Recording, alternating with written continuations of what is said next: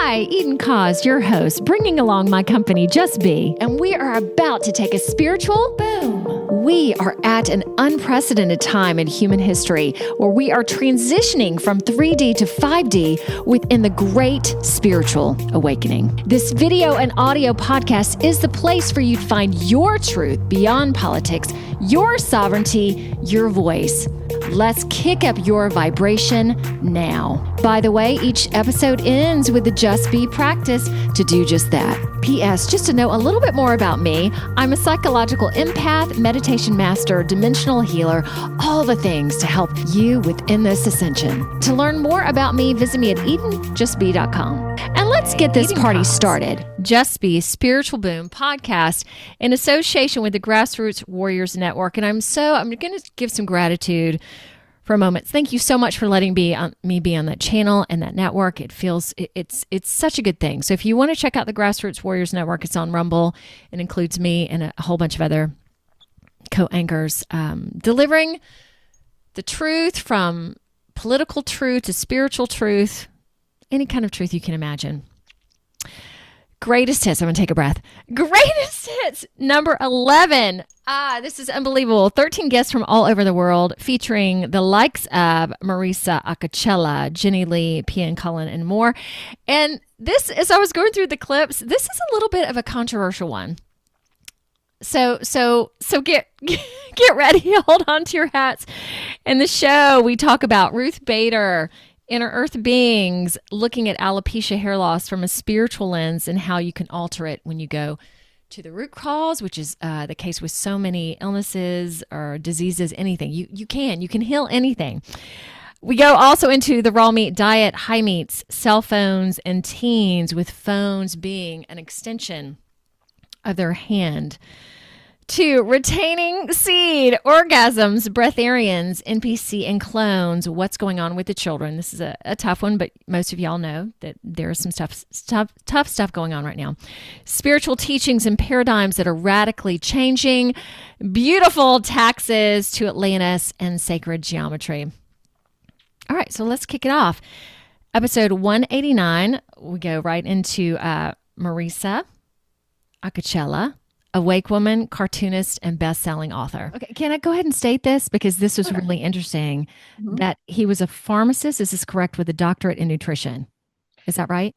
Yeah, and that's the other thing. Yeah. Because That's I think rare. because I'm my father's daughter. So he opened a pharmacy health food store in 1975. No way. And he had a column in the town newspaper, and he wrote about taking vitamins and supplements and take the offensive with your health. That way you don't have to take anything big pharma, right? He was anti-big pharma, and he was a pharmacist. And the doctors in my hometown of Scotch Plains, New Jersey, started boycotting my father's pharmacy. So that probably was the first thing that gave me pause. My dad Wow. was really on it, and I grew up eating raw cashews and drinking pressed juices like carrot juice. My hands turned orange when I was like 13. I mean, actually 16 at that point. Yeah. So, and that's not to say that I didn't have a cheeseburger and fries every chance I could, but yeah. But you know what I'm saying? I definitely, Different. had that kind of upbringing. So my dad really was at the forefront of health. So when did you do this book? When did you produce it or publish it? I published it in 2020. Okay, so now looking at it, knowing that you'd always had a spark to do this, and knowing where we are at this point in the Great Awakening, looking at your book, I mean, that's pretty outstanding with what we're going through. What would you say to that? Well, I mean, I do feel that there are a lot of things in there that people didn't really respond to because they didn't, what's the word? Like the whole thing about the Nephilim. Nobody believed that. Nobody believed, the whole thing about the archons. Nobody there are a lot of people who didn't understand that, or Eve, the whole thing about Mary Magdalene.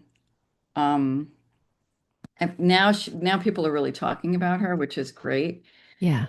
But when that book came out, I got a lot of pushback, and I was surprised that it didn't do as well as it did because there wasn't this movement that there is now. You know, Mm-hmm. I feel that we definitely have come a long way, baby. Remember that Virginia Slims? Yes. Well, being in advertising, you've come a long way, Yes. baby. Selling, yeah, advertising to cigarette companies selling cancer sticks to us, right? And telling us we came a long way. Mm-hmm. Yeah. So, Virginia Slims was a slim cigarette. That's what that was about. That too. So, yeah, remember? So, I mean, I think that there are a lot of things that I wrote in there that, I talked about the Vatican Library and how our secret history is in there. Mm-hmm. Now now people are really talking about that. So, Mm-hmm. I mean, there's a lot of things in that book that I'm really proud of.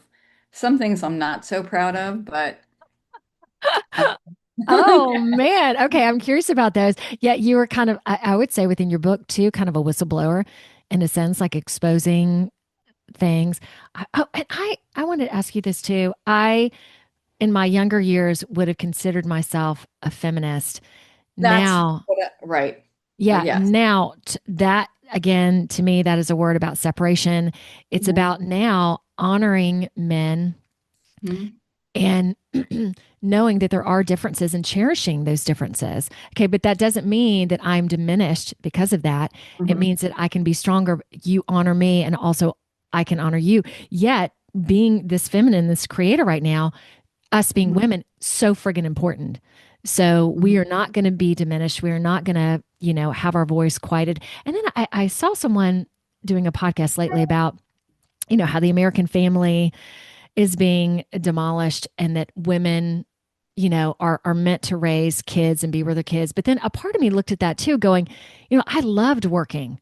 Like, I don't know Mhm. if I could have stayed home and just been with the kids and been fulfilled by that. So there is still a balance within this. Not that I women agree are with just, cook and clean and like, you. blech. Yeah, I well, don't want yeah. that. No, I don't want that either. I mean, I think that excuse me, I while I was writing the book, Yeah. um I found out that Gloria Steinem was like backed by the CIA. She was like I Oh, mean yeah. that like kind of blew my mind. And then I actually met Gloria a few times. Okay. And one time I met her at some these women were had a band and she was there and I talked to her briefly. I interviewed her for a story I was doing for W Magazine. And then I met her again at some talk and she was talking about an egalitarian society having a balance between men and women and I really liked that about her. Hmm. Yeah, which I thought was kind of great, right? Yeah. Um, yeah, so there's that. And then but then like the whole thing about being a feminist. So the editor of my book was a really big feminist, and Oh, and that had to be striking. yeah. What do you Maybe mean? good. Yeah. Wow. It Yeah. was good then. It was good then, Okay. but then I started waking up. So Okay. there was one person in particular that there was a bit of a battle about, and that was Ruth Bader Ginsburg. I had her in the book. I did. And then I found out what was going on with her. And she went to Epstein Island, right? Mhm. And I found out about it. I found out that she wanted to lower the age of consent from 16 to 12. Oh, yeah. Like, you don't do that unless there's something seriously wrong with you. Like, Mhm. what woman would do that to a child? That made me literally sick. So I was like, I do not want this woman in my book. I don't want her to be anywhere near me. And that was a big, big, big fight. So was she in your book seen as good? Yeah, she was in my book seen as good. Okay. So did you And have her taken out? I literally took her out. I Yeah. took her out. I took her out. P and Cullen, and they'll be in here twice. So this is from episode 201, which the whole episode just went live last week, but I feel this is a really important channel. So they're bringing in their team of light beings that they've worked with for such a long time. So Larkma, and then this inner earth being Garth that comes through as well. It's beautiful. Hello, dear one. We are Larkma. Please give us your heart song. Eden. Hello, Eden, dear. We are so pleased to be with you again, and we are so thankful for the depth and profound questioning that you offer to your audience. We are appreciative because you are helping people, giving them the opportunity to expand their perspectives. So we would like to come forth now just to say thank you. We are grateful. We also would like to emphasize again what Pia and Cullen have just said. We have always told humans that you are from the stars and you are from the earth. You carry both within you. And yet the part of you that is earthly is going through a great transition now, supported and helped by the sun, and supported and helped by the inner earth beings who are here to show you that you can exist differently than the way you exist now. You have a divine spark of light. Each of you is a divine spark of light. That comes from the stars, but it also reflects when you're in inner earth. Your light is eternal, and it shines into the darkness as well as into the night sky. It is who you are. But you also have a physical form, mostly made of water, but it has hardened into bone and rigidity and things that no longer serve the fluid makeup that you are evolving into becoming who you are. You're energetic beings, and now your energy is going through a metamorphosis. You're going through a change. With that being said, we would like to introduce you to Garth from the Inner Earth, who has more to say about how you can accomplish this change that you're going through.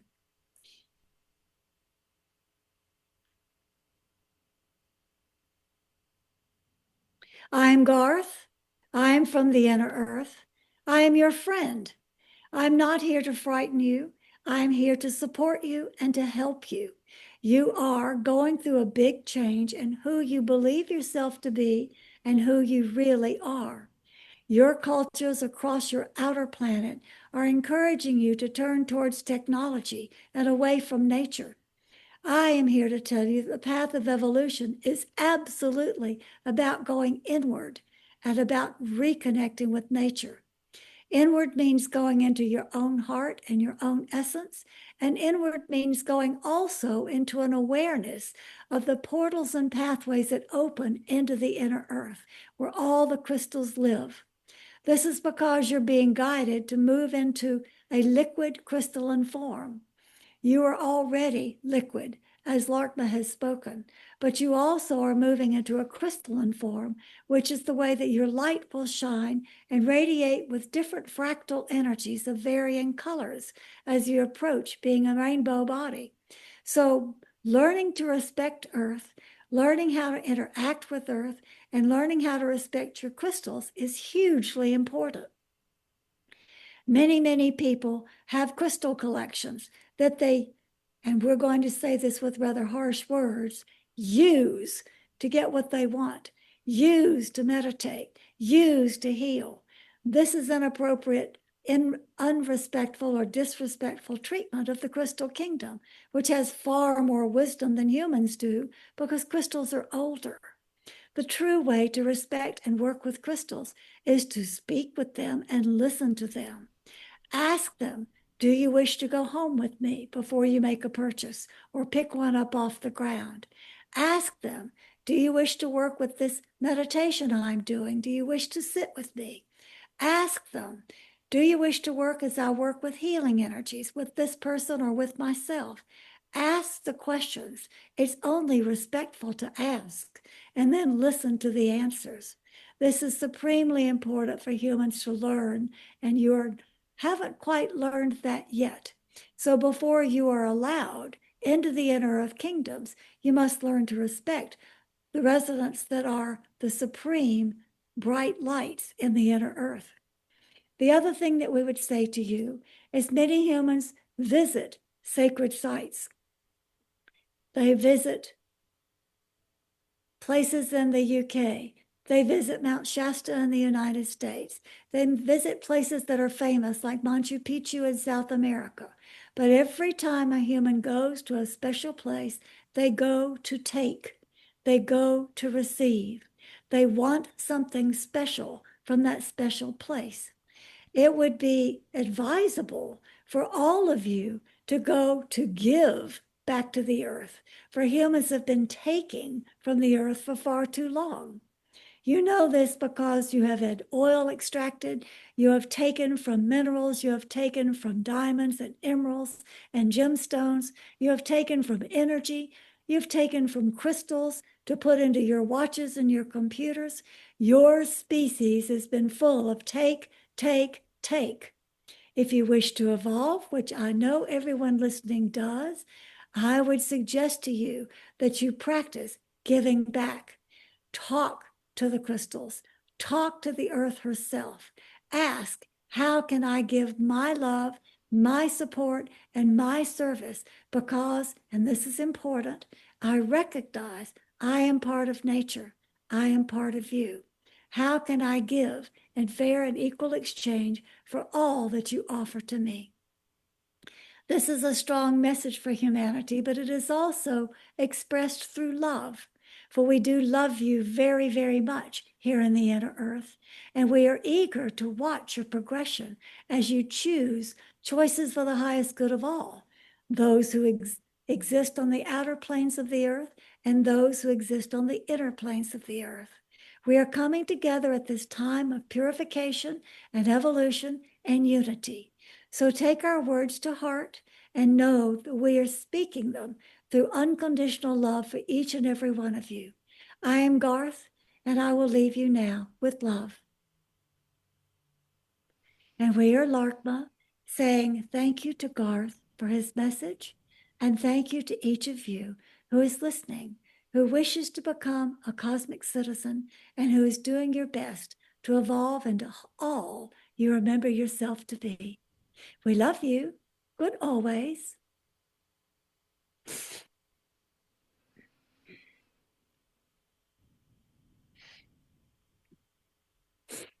That was so meaningful. I listened, I opened my ears up, heard every word that was stated, and it will change me. I think that's what they want. I think. Episode 190, my dear friend Chandler Hollis with her awake alopecia journey. If someone with, let's say, alopecia is listening or watching you today and just intrigued with your process and intrigued that you're growing hair now, I mean, what would you tell them? I would say do the hard thing. Anything that, you're feeling, I really do think that a lot of my issue was not feeling ever before. And a lot of that was because I didn't want to face what feelings that could be. And a lot of that was sadness. But ultimately, each day I just did whatever the hard thing was, whether it was taking, not wearing my hair to the grocery store. It is really just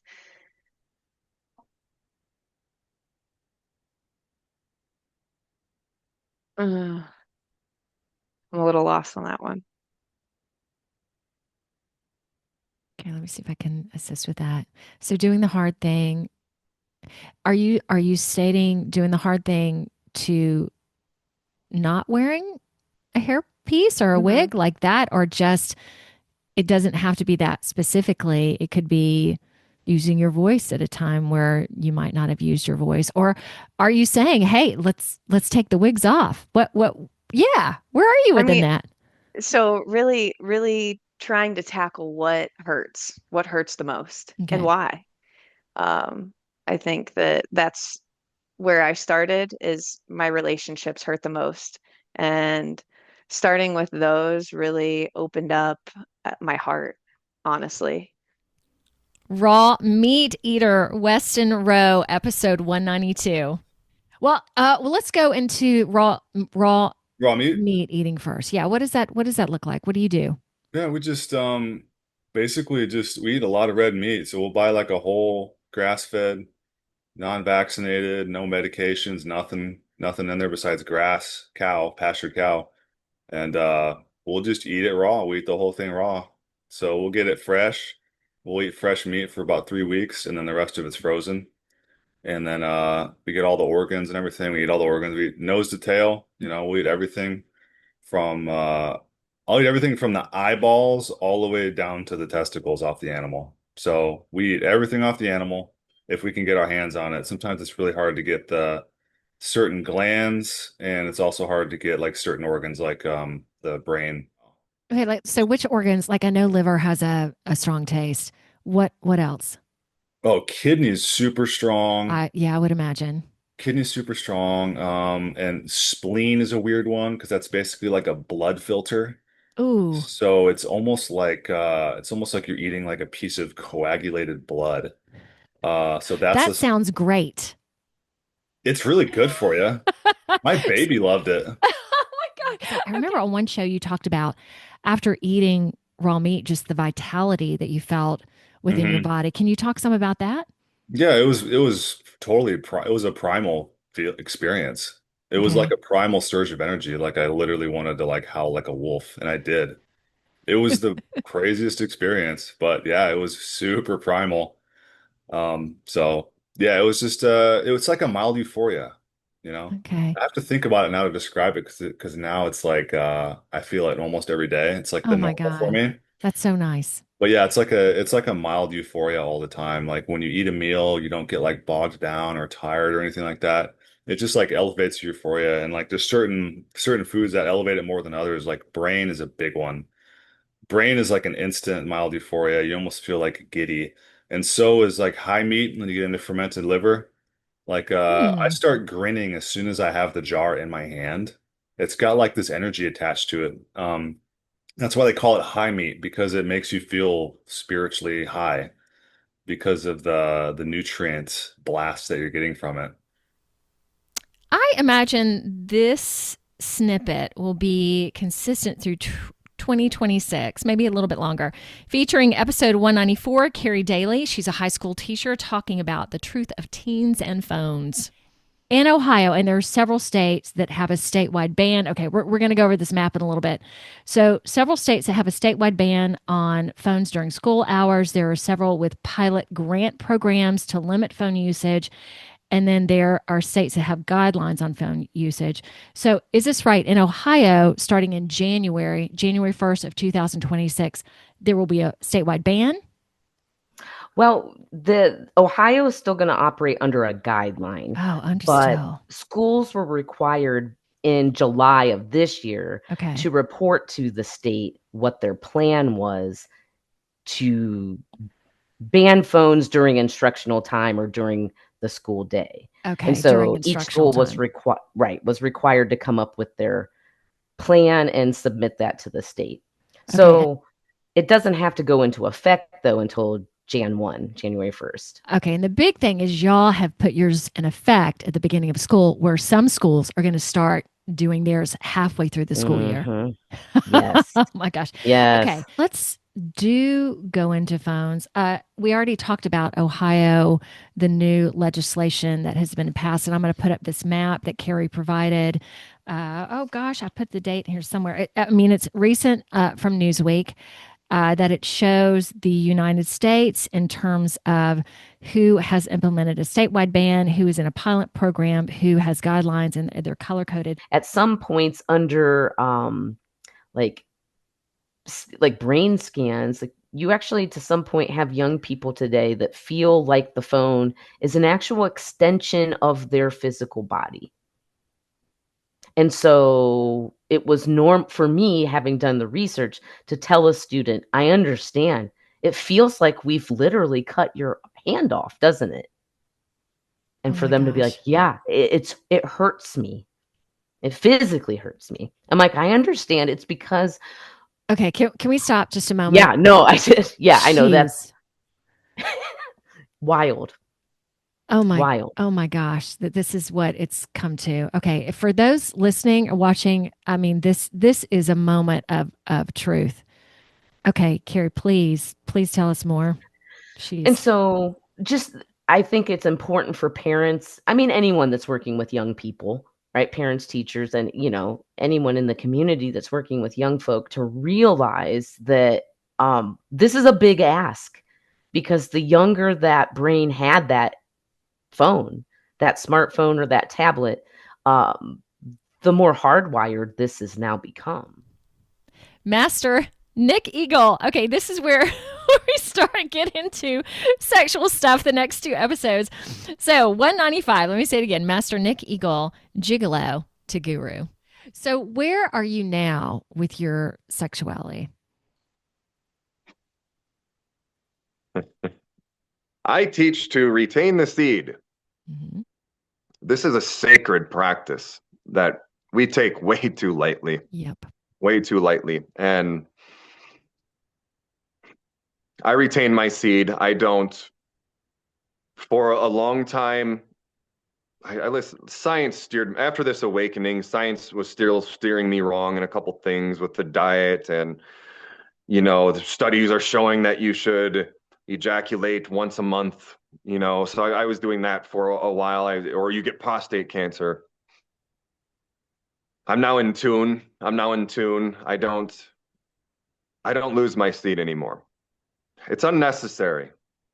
It can be a beautiful thing.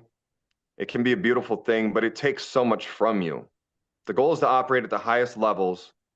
You're not going to be losing this fluid, and more than anything, it's this energy that we expel in the process.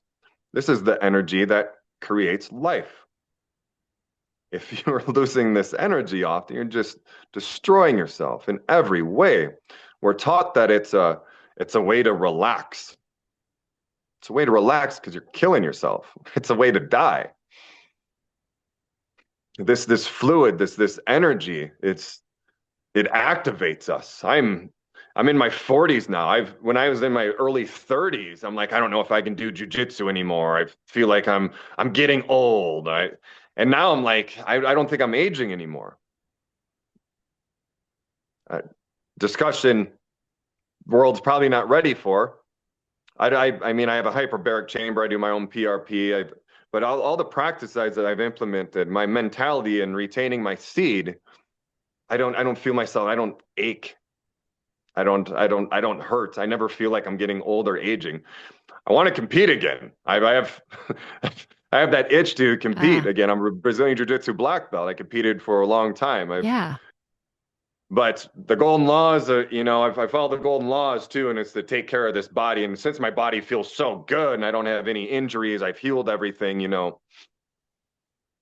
But this is a sacred practice. And if you are going to participate in this sacred practice to possibly bond with somebody, another enlightened being who, you want to, the intention needs to be to heal yourself and heal the world. The sexual energy is one with the Kundalini energy, and it is a way to help induce these states and take you places. It's best to not expel it, though. You need to ankh the energy. You need to learn how to cycle it through the body, through the different chakras. Okay, so I was going to ask how you do that. So in terms of retaining your seed, it doesn't come out at all. No. Okay. Not anymore. So you work on cycling it through. I've even mastered the dream state because, sometimes it came out in dreams, and that's what happened the last few years. But I feel like I've mastered that. Okay, so even when you weren't conscious, it was still happening. I'm so disappointed because I have all this power and I've built it up, and I'm not masturbating, and then it happens in the dream. I'm like, oh, come on. So still happening. But Episode 199, Joe Bains, Biohacker Health Coach. All right, in the beginning, just to make sure this is clear, we were talking about Tantra and ejaculation. Then he goes into a segment about breatharians. And it's so interesting. This show is so educational for me. So when we did this, like 3 months ago, I had no idea what breatharianism was. And I just want to put a note in here. So I'm going in March to a breatharian initiation. Because it's something about having this discussion with Joe just resonated so much with me. So I'll let you guys know when that's done. Hopefully Ray, who's my instructor, I'll have him on the show as well, because the one thing, it's a 9-day initiation for me, and Joe talks about 21, which we'll see. I have this feeling I'm going to be a level 3 because I'm learning through all of this too that food and water, what we've been taught our whole lives, is not true. So it's going to be spectacular. So watch this. Okay, and for men out there, can you tell them how great this is? Or I mean, it's work, yet to maintain and to get, that's got to be so wonderful for you. Because me as a woman, oh yeah, express it to the men out there.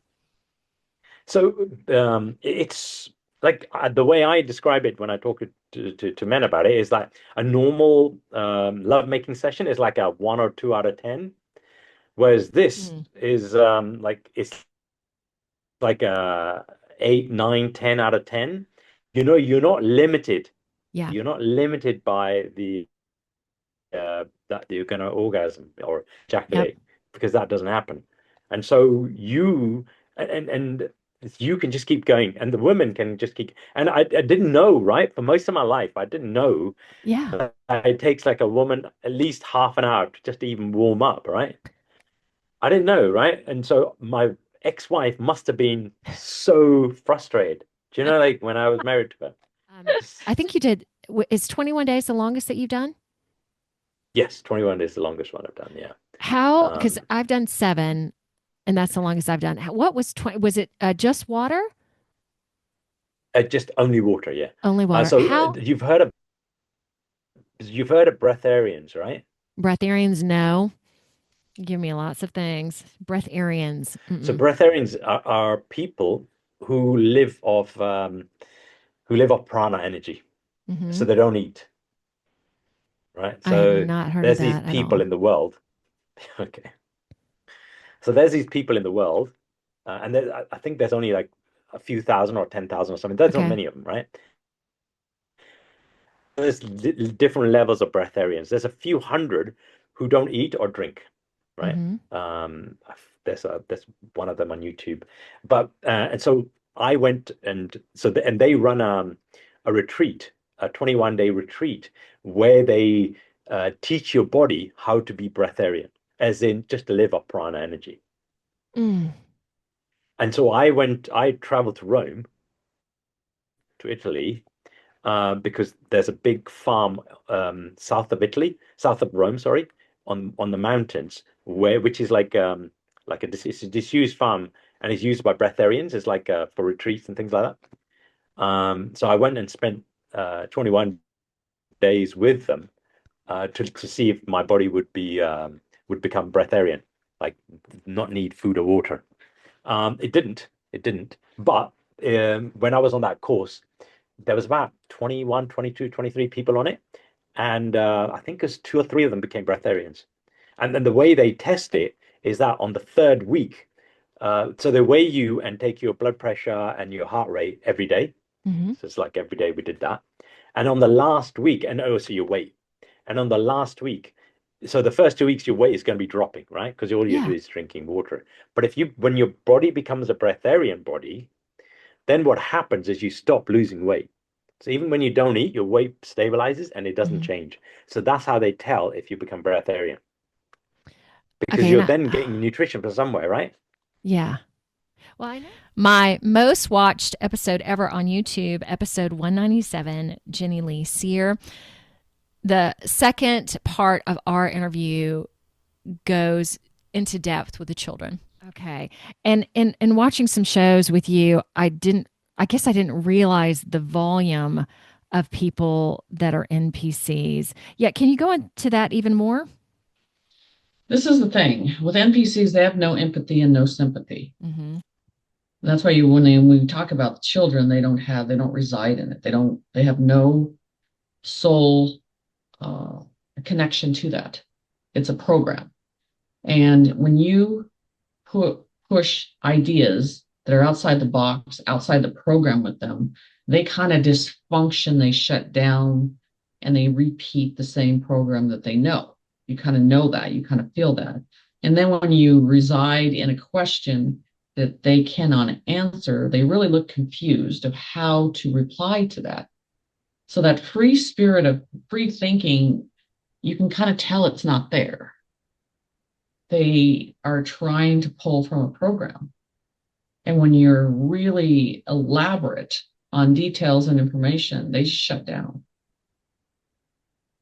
And I can tell you one thing, animals are not good around them. They dysfunction around these NPCs. Can you explain why they're here? It's a confusion to blend in with everything, but keep a program agenda moving towards a direction and suggesting to be there. And this is how the program needs to be. So they're not there to impact. They're there to move the program on, to keep the matrix going, to reinstate the information so people get controlled by that. That's what they're there to do. And you feel that deep in your heart when you really recognize them. And the one thing they hate is eye focus, completely focusing on the eye, because everything with me is eye contact, to see through it. And they can't do it for a certain amount of time. How many NPCs are you thinking are on this earth right now? 25%. Ooh. Okay, let's have everybody. 35% believe there's only 35% are humans here. Okay. So what are the other entities that you think are on organic systems, I call, and then the clones. Okay. I mean, they're just a little different from the NPCs, but again, you're going with the soul is missing. Mm-hmm. And that's the value of everything here, is the soul. David Straight talking about Obamacare was set up specifically to traffic children. And then yes. I watched one show of you talking about, and we talked about this briefly before I started recording, about, people having their arms and their legs cut off so they can't move. And I actually saw a picture of that, which I'm going to show it here in just a second, because I feel like it is a point in time that, for me, I know that stuff is going on, yet I want to go into it more to make this more of a reality for people and more of a, I don't know what else to say, Jenny Lee, but that this is going on, and this is not, we're just moving into this great awakening now, and it's all good, and that part is really good, but there's this component is so important. Okay, I've done my lead in. Please take it from there. So the mind is sick, and they sit back and they think about these fantasies and what they would like to have, and they fill billets of contracts, and that's how that happened. Is it's positioning, it's filling a stimulation and getting to that stimulation and fantasy in a better way, and it's about control as well. Mm-hmm. So it's a sick mind to think, because they're subservient in that position anyway. They're, you can't, they can't resist. They can't resist anything when you're in that situation. And to do that, and those girls are just in that, living in that lifestyle and feeding a fantasy that a billet of money pays for. It's sick. So is it like, I don't think society gets it. And 90% of real humans are going to need the puke buckets. Yeah.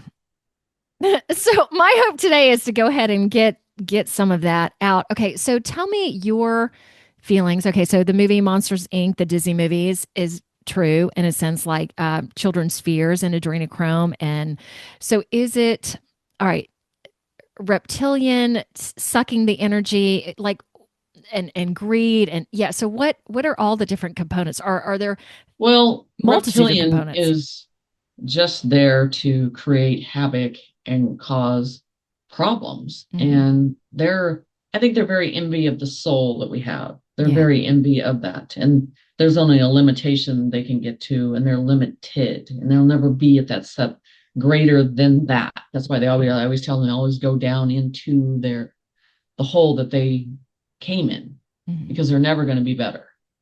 They're never going to have the soul that we have. So it's the same thing as a demonic, this, fallen angel, they're upset about the soul again too. So that's the whole thing about it. It's just like, if we can't have what we want to achieve, we're definitely going to corrupt the ones that have the access to achieve what we want. And that's what they did. They played a game. But what the thing is these humans fell in for it and just submitted. There's no morals. They went further and further in sickness, and they went pretty far, on all terrains, and the biggest thing to me is that, like, if we can't save the children, there's nothing left to say. Okay. And people turn their head, and they don't ring a bell for a child. They ignore it, and they dismiss it because it's too big damage. And so I'm just going to push it on to someone else to deal with it. That's the society, and it's been programmed in that way. And trafficking is everywhere in so many places that are online and everything else, but they just ignore it. They desensitize the humans to not care, not have compassion for the situation, and make the humans feel you can't do anything about it, so why do anything about it? And it's sick to know something and think that you're not going to do something to help a child. It blows my mind. And isn't part of it with children that the soul is still so pure and connected and innocent and connected to God? All right. The reason why they wanted to affect Creator is because it's the one thing that is pure and good. And through the years, they've tried to do everything they can. They know this is the one thing that they keep poking at and stabbing at. And the innocence of a child it's painful. It's ricochets across the universe, and it affects Creator in all the realms and everywhere. And to do that it's a stab at him across the board, because they want to be him. They want to be able to control. They want to be able to have that voice inside of us that is connected to him. And they tried to play God, and they couldn't. And so the only way they can do is try to dismantle that voice that resides in us, that is connected to him. Alicia Kapani out of Canada, episode 198, Mind Body Mentor. So did you stop paying taxes? Did you, okay, how long is that? Do you still continue with that? How long ago did that start? If you're okay talking about it. Yeah, no, I can talk about it, because the way I did it, I don't recommend people do it the way I did it. Okay. We can talk about how to do it in a much smoother way. But the way I did it, I had learned that the tax system is voluntary, which it has to be voluntary, otherwise it's considered slavery. To be like, you have to pay this money and you're not allowed to question where it goes. Slavery. So it is actually voluntary, but they've made it seem like it's mandatory, that every time you get a job, you have to fill out those forms. And, so once you fill out the forms, you've now agreed to pay the taxes. So essentially, I started learning about this. The tax system's voluntary. And a mentor of mine had told me about this accountant that helps you get the past 3 years of your tax returns back. And when I heard that, I was like, ooh, I want to do that because I had just left my engineering job and I used to pay a ton in taxes and I wanted all that back. So it was like coming from greed, you know? And that was what I wish I didn't do because they were in the States and I'm in Canada. And so they weren't 100% able to help me. So I did a combination of what they taught me. And I also did some stuff that I was just guessing because I had not Oh, found the Canadian people at this point. okay. And it looked like it worked at first. Like I got my tax return money back. But So this then, is all the money that you had spent that they had taken out of your salary, getting it back. yes, Okay. exactly. All right. Go ahead, please. Wow. Yeah. So then I got that money back for 1 year. I hadn't gone to do the other 2 years yet. And so I was like, oh my God, this works. This is awesome. But then, very long time after, the CRA just was like, actually, you owe this money. And then they just changed the numbers so that then you owe even more money. And then they're charging interest on top of it. Oh, shucks. And back then, I also didn't know that silence is agreement. So, like, when they were sending letters and things like that, I was like, oh, if I respond, I'm agreeing to being the straw man. So I can't respond or I can't get on the phone with them because they were calling. I was like, oh, if they say this is Alicia and I say yes, like, I've agreed to be the straw man. So I can't answer the phone. So I realize now that that was also a terrible idea. Do not ignore anything because ignoring is agreeing. So then they kept charging interest. And this is something I never would have had to pay if I didn't go down this process. So it was Yeah. so stressful because then it's turning into this huge amount of money. And then luckily, right when I needed it, the resource I needed showed up in my reality and I learned about discharging debt. I learned about how we have this like infinite credit plan essentially, and that all debt is prepaid. And so many people have different ways of discharging debt. This Yeah. one was actually really simple, but even though it was simple, it was extremely stressful because if you're choosing to discharge something, you can't keep paying it because you're being double-minded. So I had to not pay. And so they're continuing to charge interest, continuing to send threatening God. letters. And so it's the scariest thing I've ever been through in my Yeah. life. So I had to like really understand what I was studying to know I'm not doing anything wrong, and then also welcome all the fear and like these beliefs that like they do have power over me because it's everywhere you go. It's in movies, people getting arrested for tax related things. Like it literally makes you feel like you're going to go to jail, you know? Yeah. So that was the scariest thing I ever went through. But I did get it discharged. And ever since I got it discharged, I just stopped filing taxes, which is easy for me because I'm not an employee. I'm not an employee. Mhm. If you're an employee, there's extra steps that you have to do that I didn't have to do. So I would not recommend going about it the way that I did it. So the way I do it now is I have private trusts set up. So all of my assets, all of my income, everything goes into private trusts. So I literally don't own anything. So there's nothing to report and there's nothing to come after either. It's like I don't own anything. So that's all I would recommend for people is just like set up a private trust, have your income go into a private trust if you're self-employed and then stop filling out the tax forms. And that's all you really need to do. People also do what's called a revocation of election. I haven't done it because I'm in Canada and I learned this from people in the States. So again, I didn't want to be the guinea pig and mix US Canada stuff. But I know so many people in the States that just send what's called a revocation of election to the IRS by certified mail, just essentially letting them know I don't plan on it incurring any tax liability going forward. And then they just stop filing. Episode 188, Kevin Hauser and Andy Schechtman, precious metal experts of integrity with Miles Franklin. They discuss the 6 major mints as there are so many scams out there. So with these mints, you cannot go wrong. And I bring up this episode a lot, so I'm going to go into it right here. This show specifically talks about gold IRA scams, and I was a part of one. Also, the mints that I had selected, I relied on them to tell me which ones they thought were best, which were not best. So if you have any concern about your gold IRA, feel free to reach out to info@Miles Franklin, put Eden in the subject line. They will take care of you. They spent 2 months with me, regardless of if I went back to them or what. They're doing this as a service. Also, y'all may notice that silver and gold are at record high prices right now. I'm assuming there is some manipulation with that. I'm not quite sure yet. I knew 5 years ago that investing in gold and silver was good. And so if you want, so with Miles Franklin, just recently I ordered some silver with them to have with me.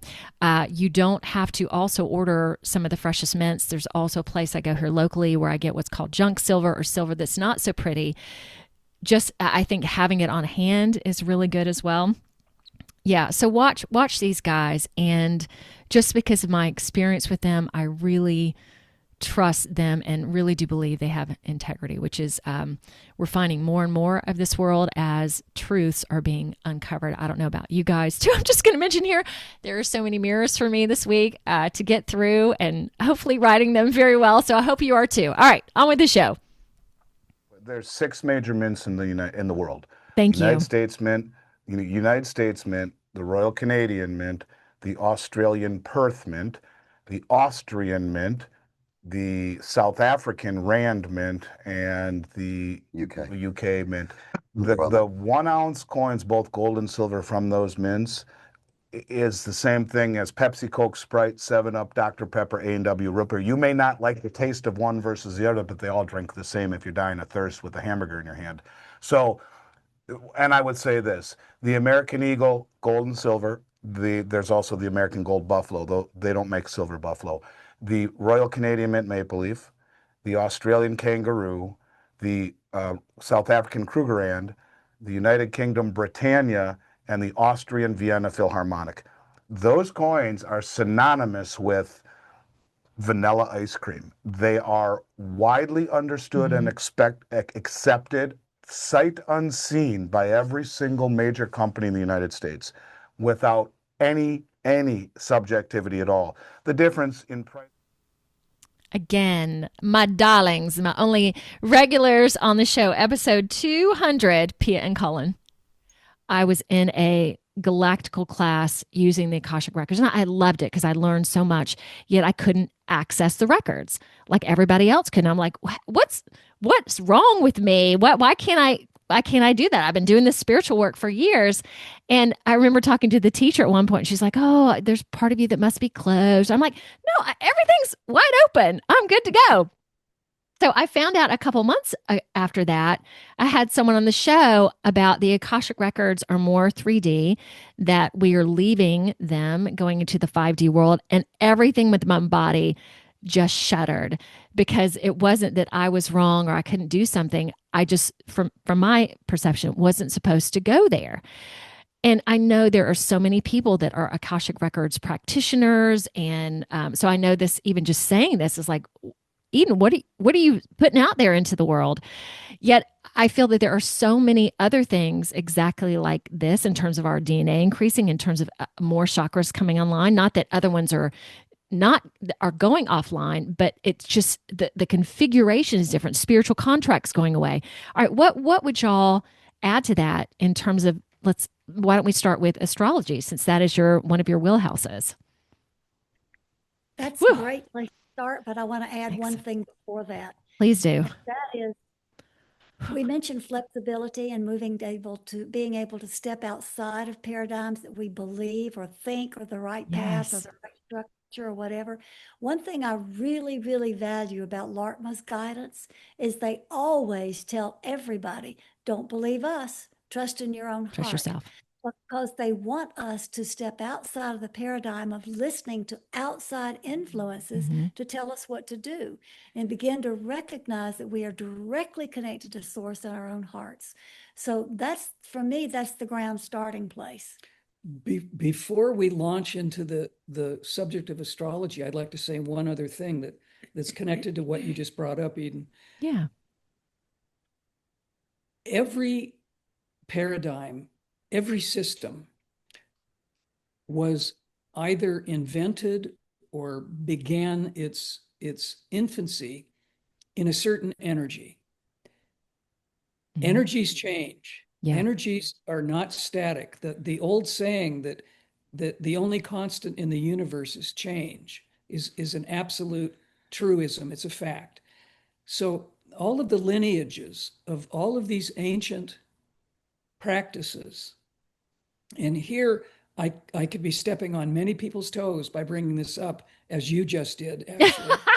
Let's step on those toes, but we step on them very gently and kindly. Yes. Yeah. Waking people up. Go ahead. Using absolute, as you said, flexibility in this. Yeah.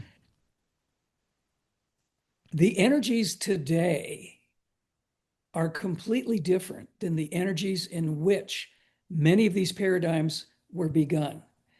And some of these ideas are sound and timeless, but at the same time, they were invented or started in an energy that is no longer a potent, realizable energy. It has changed since that time. So I think what we need to understand in flexibility is that we need to look at things as they are happening now, not as they were happening hundreds of years ago, thousands of years ago, millennia ago. Mm-hmm. And I think that point is extremely important right now because the world is changing. The world is in a chaotic, reformulating, purging, purifying, complex, new energy of what is happening at this moment. So Pia probably has a lot to talk about this also. But I think what we need to understand is many of us have made contracts in energies that no longer exist. Mm-hmm. And those contracts, we also wrote an article some time ago about reviewing and rewriting our contracts because many of those contracts are no longer valid because the energies do not support what the information or the energy when those contracts were written. So I think in the idea, once again, of flexibility, we need to realize we need to look at everything through new eyes. We need to look at everything through a new formulation of what is here right now in this moment. Thank you, Cullen. That is a perfect introduction for talking about astrology from our point of view. Can I add something, Pia, before you begin? Sure. As these new energies are coming in and you talking about, I'm going to close my eyes for a minute, the chaos, that there is a desire for stabilization as well. And just being, and I love, how do I say this too? Knowing that the younger energies that are coming in will have a greater understanding of this. Yet it's these again, the old thoughts, the old energies, that it is time for us to move past it. I mean, there's also, let me add the positivity. There's such a freedom in this too. Like these contracts that we were quote unquote bound by when we came into this world, they no longer have to keep us in this tiny box. I mean, it is just, so as we continue talking about this, I would say also this is extraordinary that we can totally change and open and astrology. Okay, Pia, go into that. I'm ready. Thank you, Eden. That's really great because that's where we want to be. We want to be in that place of freedom. All change comes out of chaos. Everything starts with a chaotic upsetting of what was in order to open for something new to come. And what we're upsetting now is the patriarchal system, because originally we measured our day and our night by nature. When the sun set, the day was over and a new day began. So we changed our timing for, okay, the new day starts when the old day is over. Now the patriarchy has done away with that and changed our timing. In the old system, watching nature, we knew that we had seasons that came and went 13 times around the planet, with the months passing by as they were marked, because the moon goes around Earth 13 times. A woman has 13 bleeding cycles within a year. All of these things were changed by the patriarchy when they eliminated the energy of 13 and named it an unlucky number. No 13 floor on an elevator, all kinds of things are considered unlucky because 13 is the point of integration. And the patriarchy doesn't want us to have the time to slow down and look at what we need to integrate so we can actually make forward spiritual progress. So we have 12 hours in a day, 12 hours in a night, 12 months in a year, 12 eggs in a dozen, 12 astrological signs, 12 astrological houses. Everything's based on 12. And the patriarchy pushes for when you finish number 12, jump right into 1 and start over.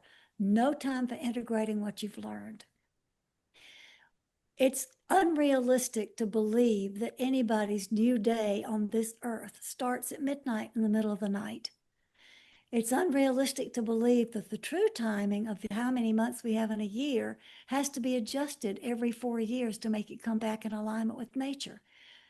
Those are patriarchal controls that keep us off balance.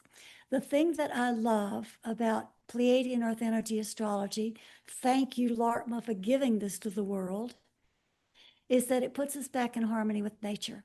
It tells us your energy is aligned with whether you were born before sunset or after sunset, not whether you were born before midnight or after midnight. And then it tells us, okay, this is the cosmic energy you came in with. These are your gifts. And this is the energy that you came to explore. This is what you're here to do. This is where your purpose is. It looks at karmic patterns. It looks at all of these things that describe not who you are, as Western or Vedic astrology might, but it describes who are you becoming? How are you becoming this multidimensional being? So I love the Pleiadian Earth Energy Astrology because of that. And the Western astrology, to me, feels like it's just leaving out the most important part. We can't integrate if we jump from 12 straight back into 1 again. It just doesn't work. And that goes for everything. Day and night, calendar months, astrological systems, everything. We need that 13 energy of integration. Tell me if this is appropriate to say, all right, that you guys have recently had some struggles with Western astrology that has really opened the door for you to see, what's the words I'm looking for? To, in a sense, kind of push this further and for people to recognize that things need to change. Is that accurate?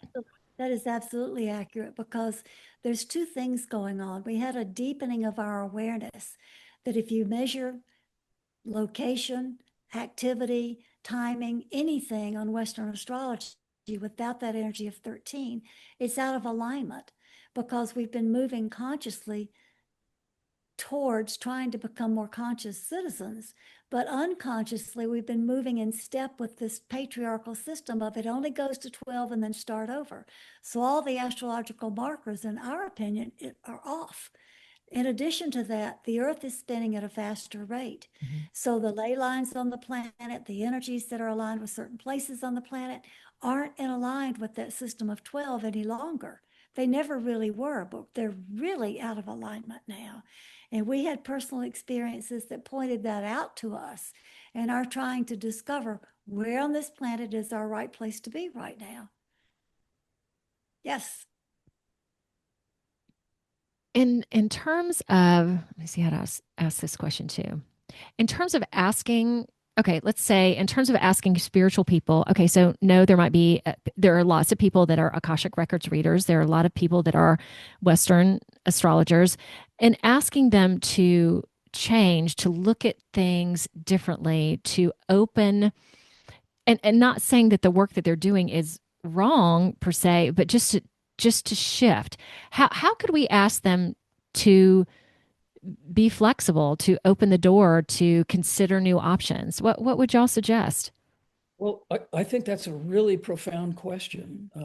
I think that the possible answer to that is, why not add new information to old information? Why not combine information that makes more sense in today's world? In today's world, which is different, as I said earlier, about when other systems were begun. The energies are not the same. So if we take a little bit of a new piece of information and add that to an older system, that will enable the older system to morph or transition into a more current energy understanding. So I think to answer your question, any system that's been going for a long, long time is static. It no longer fits what we're going through in this moment. So I would say the word you used earlier, flexibility, is really important here. Use flexibility in order to add new information to existing information to create a better whole, a bigger picture. Episode 202, and this was a really good one with Tim Kelly. I encourage you to watch the whole episode. Okay, so I call him a hidden truth expert. In the full episode too, he goes over being able to see reptilians and shape-shifting, which is really cool. Enjoy.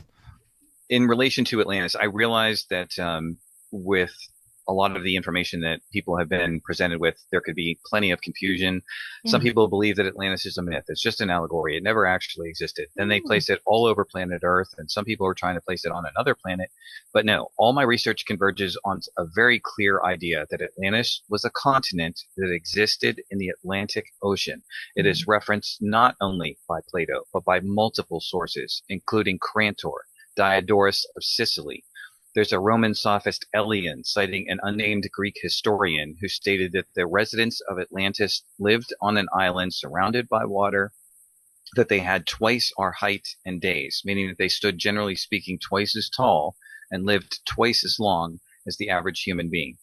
So I did a ton of research into Atlantis and found the following. If you look at a map or a globe of planet Earth, you can locate the Great Pyramid of Egypt at Giza in Egypt at approximately 30 degrees latitude.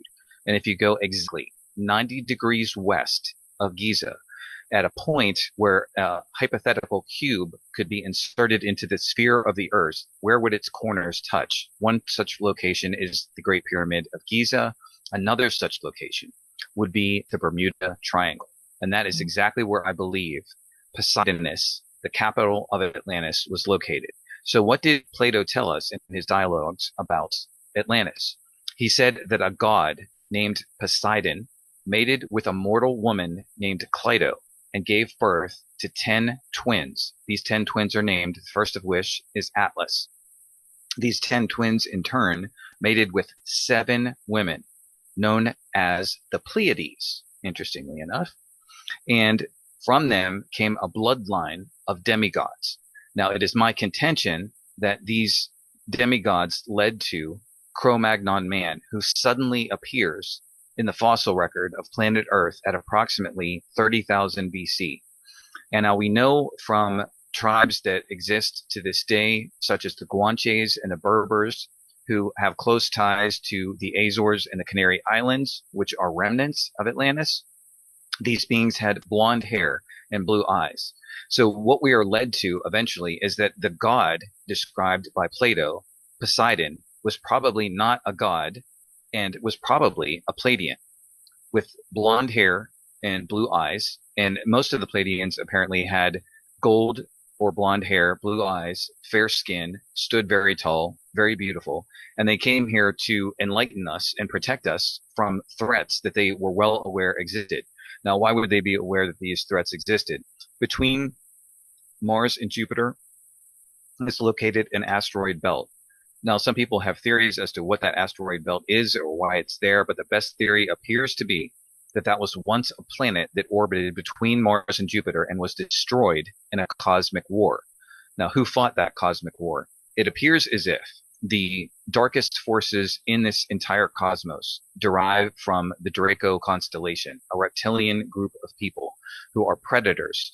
Apparently, according to the testimony of Len Kasten, which you can see in interviews that I have linked at a newspaper at my website on Cosmic Origins, it appears as if the Draco confronted the positive life force in the solar system, well, not in the cosmos, I should say, in the Lyran constellation.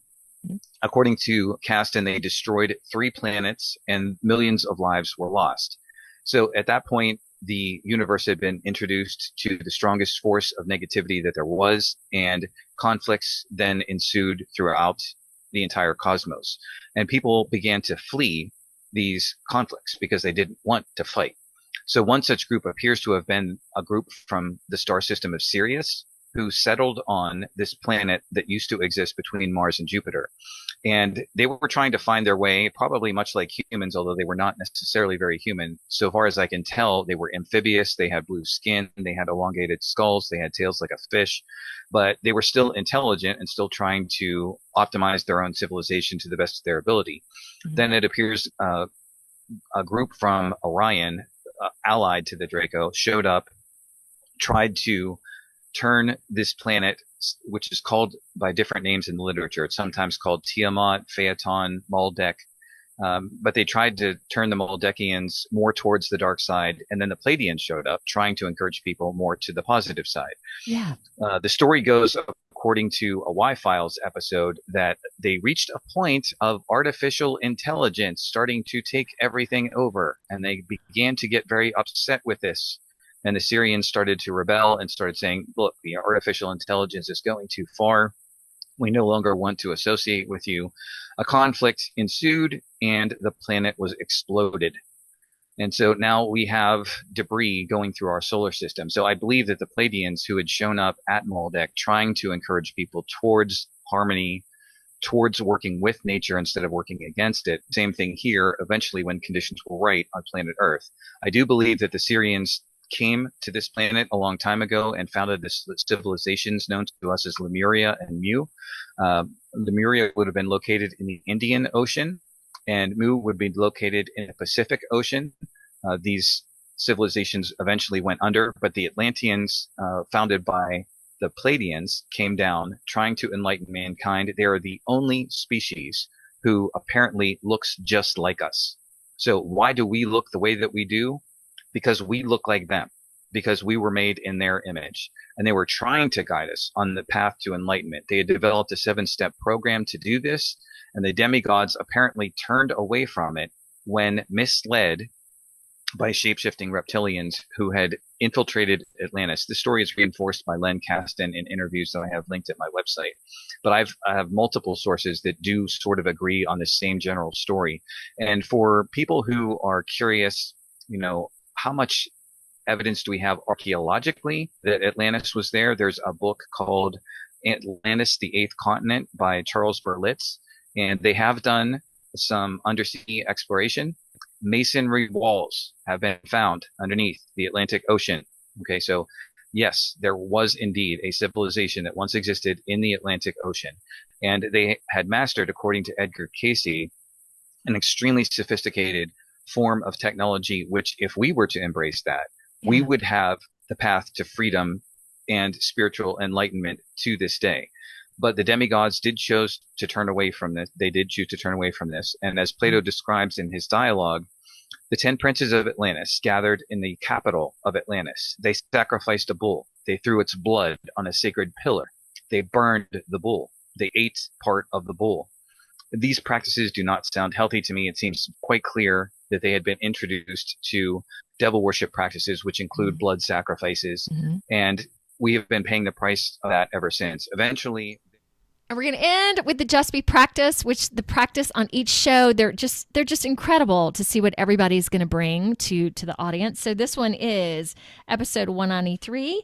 Kara Goodwin, she's a spiritual guide to the practice right now. All right, so what are you going to bring to us with sacred geometry? Just Be practice. So sacred geometry is so special to me. And if you're not familiar with what that is, they're basically these shapes that are the foundation of reality. There are a lot of different ways to understand what reality is, but there is evidence that energetically the energy takes on the form of shapes. And I've seen this in my own mind's eye at different times where I'm like, why would I be seeing shapes?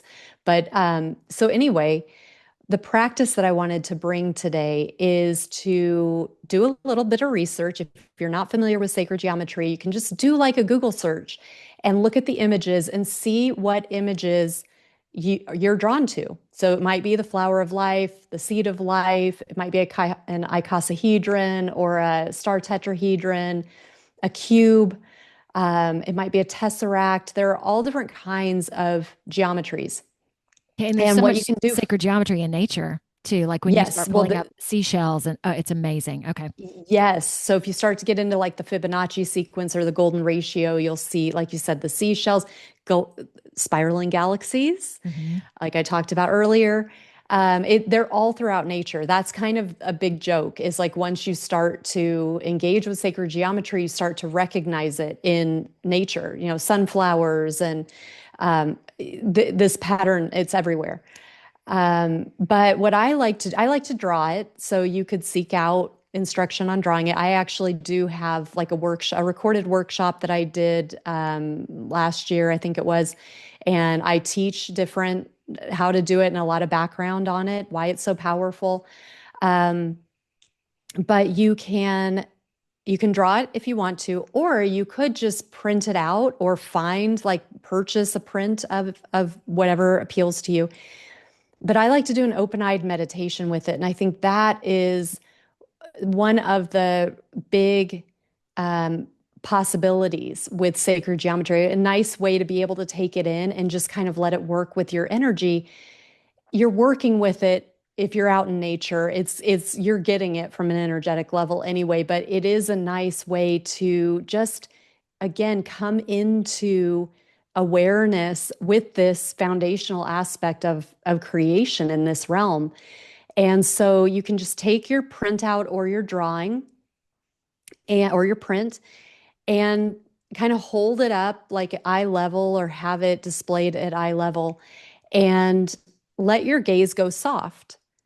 And as it goes soft, this two-dimensional drawing will start to shift and it will start to like pop out or go get some depth to it. It will just kind of like the magic eye pictures from the 90s. Yeah. If you guys aren't too young to remember that, we'd have these prints and it would just look like a staticky, like how staticky TVs used to look when again, if you're not old enough to remember magic eye, you won't remember what static on a TV looked like, but where it's just this fuzzy, snowy like picture where there's nothing in there. That's how this print would look. But if you would let your gaze soften, an image would pop out. And then it became this like, oh my God, it's dolphins jumping out of the water, and it would look 3D and it was super cool. So the sacred geometry will start to do that, and it won't necessarily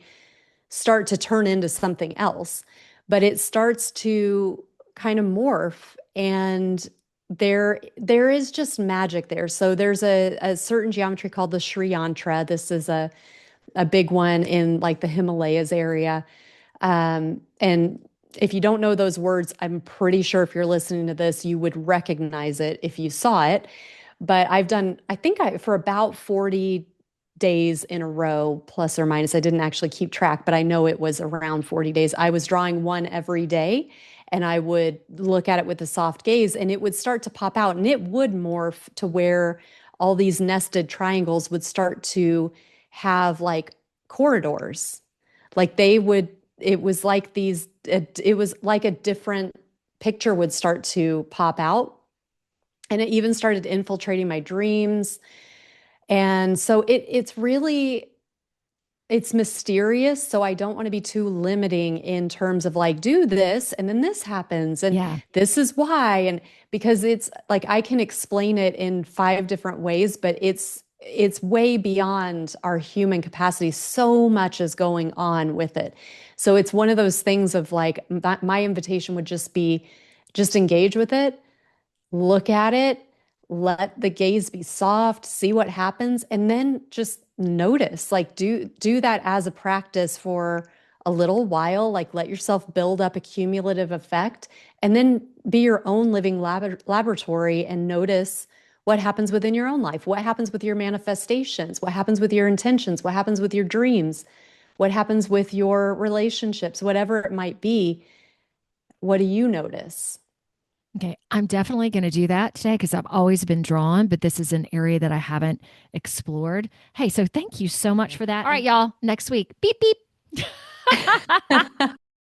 Y'all, find me on Facebook, Instagram, LinkedIn, Truth Social, as well as Rumble, BitChute, YouTube, plus a plethora of other audio directories like Apple Podcasts and Spotify. So like, subscribe, do it all. See ya.